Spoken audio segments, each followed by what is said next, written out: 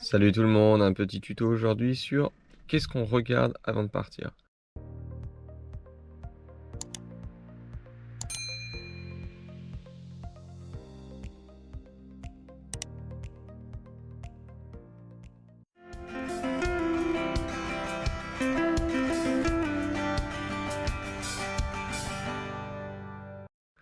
En premier lieu, on va aller voir Marine Météo Consult et vous allez regarder le port de départ et le port d'arrivée.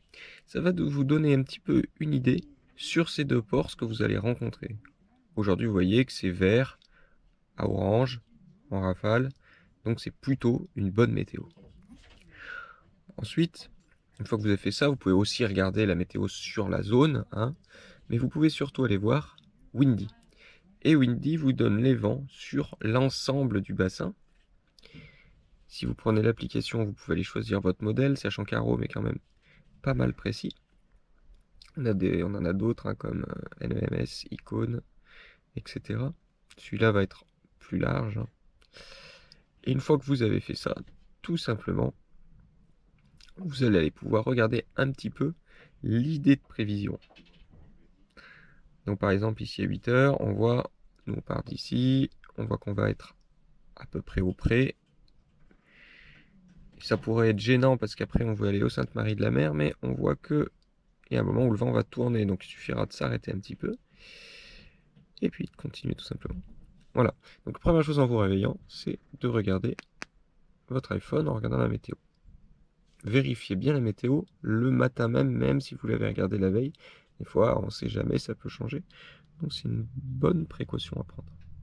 Et là, vous allez vous dire, il devient ce barjouf et il nous filme le hublot. Et oui, parce que deuxième chose à regarder, et pas des moindres, on passe la tête de son hublot et on va aller regarder la girouette du copain. Et surtout le ciel, parce que la météo, c'est une chose, mais ce qui est important, c'est aussi de regarder là où on est. Vous voyez, grand ciel bleu, la girouette qui tourne un petit peu. Alors on sait que la météo, c'est pas goré et qu'on va passer une belle journée. Vous allez vous dire pourquoi il filme pas sa tête, mais il est 8 h du matin et matin je suis jamais très réveillé. Alors maintenant on a fait un petit peu ce qu'on regarde en se réveillant et là on va faire ce qu'on regarde déjà à l'extérieur de son bateau. Donc moi j'aime bien aller à l'extérieur, comme ça me réveille, parce que si je fais l'intérieur j'ai envie de dormir. Donc là je vais te faire le tour avec vous de tout ce que je regarde juste avant de partir. Alors en premier ce qu'on regarde c'est si les pleins sont faits, plein de diesel et plein d'eau. Donc là déjà on a regardé sur la jauge, normalement vous avez une jauge sur les bateaux. Donc moi je sais qu'il me manque un peu d'eau, donc je vais faire les pleins d'eau. Au niveau de diesel on est à pratiquement 3/4, ça va suffire. Assurez-vous d'avoir quand même suffisamment de gasoil. Si vous vous dites tiens il me reste un tiers ça suffit, parce que je vais pas loin. Oui et non, on sait jamais ce qui peut arriver, vaut mieux à mon avis quand vous partez vérifier qu'il n'y ait plus de la moitié. Et en plus c'est mieux de ne pas user le diesel de fond de réservoir.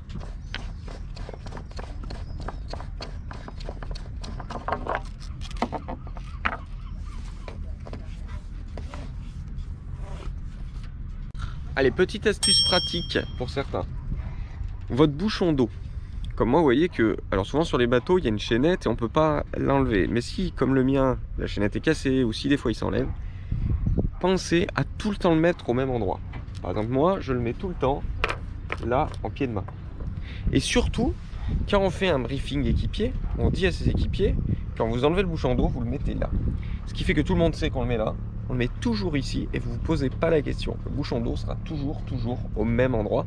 Et surtout, on le met à un endroit où on ne peut pas shooter dedans. Là, en pied de main, sous les poulies, il n'y a personne qui va aller mettre son pied. Ou alors, je le plains. Voilà, bon, ça, petite astuce. Bon, évidemment, ensuite, la première chose à faire, c'est qu'on va ranger tout ce qui traîne. Donc, par exemple, la passerelle, l'annexe, les cordages qui servent à rien, les serviettes, tout ça, ça doit être rangé. Allez, c'est parti.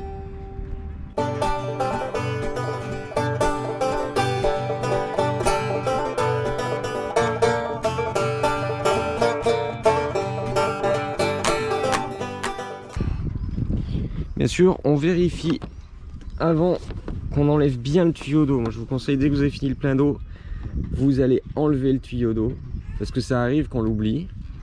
J'ai déjà vu faire et ça arrache le tuyau d'eau. C'est dommage, ça le pète. Petit truc en plus, j'enlève toujours le tuyau d'eau du côté de la borne. Pourquoi? Tout simplement parce que quand vous allez l'enlever du côté de la borne, en fait, l'eau va s'écouler de l'autre côté, ce qui permet de ne pas avoir de l'eau partout dans son bateau à chaque fois qu'on arrive au tuyau d'eau. On a cette tendance à prendre le tuyau d'eau sur le bateau et à la ramener là-bas, sauf qu'en fait l'eau s'écoule pas, et donc c'est pour ça qu'il y a de l'eau qui se déverse dans les fonds. Une fois que vous avez enlevé l'eau, on va aller enlever l'électricité. Là normalement plus personne n'a besoin d'électricité. À quoi que je dis ça, je sais pas si mon père veut pas se faire un café juste avant de partir. On va vérifier et on revient. Attention à l'électricité, ça c'est vraiment très important. On enlève d'abord l'électricité de la borne de quai. Pourquoi? Parce que si vous enlevez de la borne de quai, il n'y a plus de courant. Donc si jamais, quand vous passez, vous tombez à l'eau, si jamais vous faites tomber le fil à l'eau, vous n'avez aucun danger. Au pire, votre fil va être foutu ou il va prendre l'eau de mer. Mais ça, c'est pas grave. Si par contre vous faites le contraire, que vous enlevez d'abord du bateau et que vous tombez à l'eau, vous avez un risque d'électrocution. Donc vraiment pensez-y, dans un bateau, en premier, quand on branche le bateau, puis la borne, et dans un autre sens, quand on débranche, on branche d'abord la borne, puis le bateau. Voilà, vraiment ça c'est super important, et briefez vos équipiers, si jamais il y en a un qui a dans l'idée de vous aider, et puis de débrancher l'électricité sans vous le dire, et qui fait l'erreur, ça peut vraiment être gravissime. Voilà. Je sais que j'insiste beaucoup, mais sur les trucs de sécu, c'est mieux. Évidemment, si vous vous demandez, j'aurais dû enlever l'annexe. Il a passé de l'autre côté. Alors pourquoi de l'autre côté? Tout simplement, là, il y a la drosse d'enrouleur qui passe. Et il faut éviter de lui mettre des trucs dessus. Parce que là, c'est vraiment pas la bonne idée. Si jamais il y a un problème, la drosse d'enrouleur peut coincer dans l'annexe. Donc je vais la déplacer. Malheureusement, mon père est parti avec les clés du cadenas. Donc il faut que j'attende qu'il revienne. Donc je fais ça en dernier. On va partir, on va prendre l'habitude de partir par exemple de l'arrière de son bateau et d'aller vérifier plein de trucs. Moi je vérifie toujours si les portiques tiennent bien. Voilà, si tout tient bien, si le moteur est bien arrimé. Voilà, à l'arrière, on vérifie ça. Pareil. Vérifie toujours que tout ce qui doit être arrimé l'est bien. Ça c'est bien attaché, la manille est bien mise. Ok, on est bon. Donc on va aller vérifier un petit truc que les winches tournent bien. Vos équipiers, vous les briefez jamais les mains vers les winches quand vous faites des cordages ou même quand vous faites ça. Si jamais vous coincez la peau, les doigts dedans, ça peut être vraiment dramatique. Et autre bonne idée à prendre justement pour les mêmes raisons, c'est d'avoir à l'entrée du bateau là-bas, vous briefez vos équipiers, un couteau. Donc moi il est juste à côté. Si jamais, imaginons, votre équipier vient se prendre la main, qu'elle est vraiment coincée dans le bout, dans l'écoute, si vous avez un couteau à portée de main, vous allez pouvoir trancher en rapidité votre cordage. Alors oui, vous perdez votre cordage, mais vous sauvez la main de votre équipier. Ce qui me semble une meilleure idée. Donc je vais vérifier ainsi les winches et je vais vérifier aussi le piano. Donc ça évidemment, il va falloir ranger et on va vérifier en fait tous les pianos, c'est-à-dire que tous les taquets marchent bien et vérifier l'état d'usure donc de tous les cordages. Allez, c'est parti. Bon, à tribord, on va pouvoir vérifier. Il faut bien vérifier tout, vous voyez, tous vos passages de poulie. Vérifier que tout est bien accroché. On peut donner un petit coup d'œil donc au taquet. Voilà, après vous vérifiez, important les filières. Les filières, c'est vraiment un aspect de sécurité important parce qu'on peut s'y rattraper. Donc vérifiez qu'elles ne sont pas effilochées. Vous allez vérifier ça surtout comme d'habitude au passage dangereux, par exemple au niveau des chandeliers. Ensuite on continue le petit tour, on vérifie là. Alors ça c'est un petit truc en plus, vous voyez que j'ai mis du plastique sur les haubans, c'est pour prolonger la durée de vie des écoutes. Et on voit d'ailleurs que mon écoute est vraiment bien, donc pas de souci là-dessus. On continue à vérifier. Évidemment vous allez vérifier tout ce qui est donc vos haubans, vous vérifiez que tout va bien. On jette un petit coup d'œil vers le haut. Alors normalement une fois de temps en temps faudrait, nous on le fait, on monte dans le mât pour aller vérifier que tout va bien dans les hauteurs. Pendant qu'on est là, on va vérifier de la même façon au niveau des poulies que tout va bien, qu'il n'y a pas des poulies cassées, les cordages c'est bon. Ici pareil, poulies c'est bon. On vérifie les manilles, les fixations, on jette un petit coup d'œil. Alors là je jette un coup d'œil rapide parce que mon bateau je le connais bien, donc je vais vite voir, je touche, je vais vite voir s'il y a un souci. Si votre bateau vous l'avez depuis pas longtemps, si vous n'êtes pas sûr, prenez le temps, c'est vraiment des vérifs importantes. Donc ça c'est bon, là je vérifie que tout est bien arrivé, c'est bon. Poulie de l'autre côté, ok. Allez, là on est bon. Alors je relève mon annexe et vérifier la poulie de ce côté. On va faire exactement les mêmes vérifications de ce côté là. Et pour finir avec les grisses, on vérifie la drosse d'enrouleur.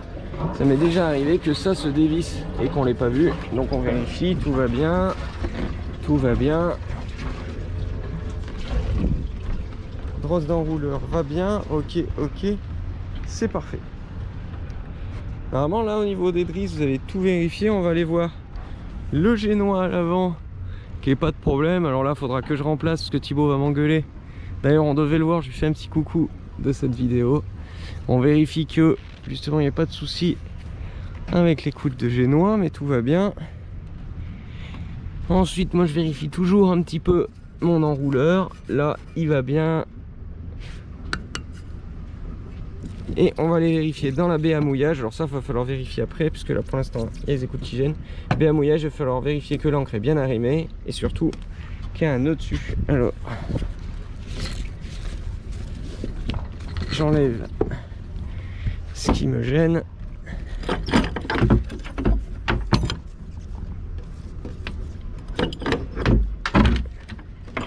Voilà. Alors ça c'est le petit truc en plus, il faut vous rappeler. Moi je mets toujours, vous voyez, il y a un petit bout. On fait un nœud au cas où, on sait jamais, au cas où ça lâche. Bon, avant que ça lâche, là, il va falloir, mais on sait jamais. Et ben l'encre sera retenue.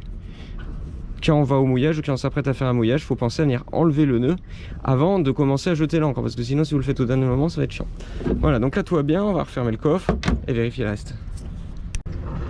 Bon, au niveau de la baume, évidemment on va vérifier les poulies. Alors vous en doutez, moi je l'ai déjà fait le tour, donc je le refais en même temps que vous, mais vous pouvez prendre un peu plus de temps. Vérifier un tout, hein, que les poulies vont bien, que là il n'y ait pas de casse, qu'il n'y ait pas d'usure de matériel. Évidemment c'est un contrôle visuel qui est important à faire. Vous pouvez faire plus approfondi après quand vous êtes au port tranquille. Ok, là tout va bien. Et ma grand voile a l'air bonne. Donc tout a l'air bon. Allez, pendant qu'on fait le tour, on voulait enlever un nœud qui était là depuis belle lurette, hein, celui-là là. À l'eau de mer et tout. Je vous conseille fortement cet outil. Donc il va y avoir une petite pointe là. Ça va permettre d'aller chercher dans le nœud. Et ça permet d'ouvrir, vous voyez, le nœud il n'y a pas résisté. Et voilà.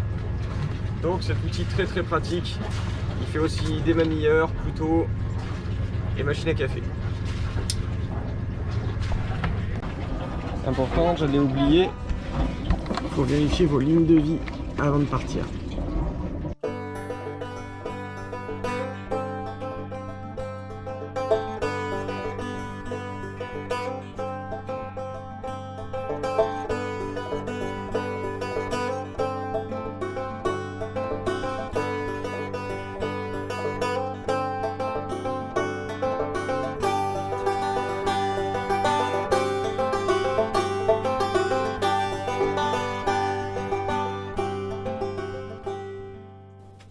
Si vous avez envie d'apprendre à naviguer, que vous soyez marin débutant ou confirmé, on a créé des guides spécialement pour vous.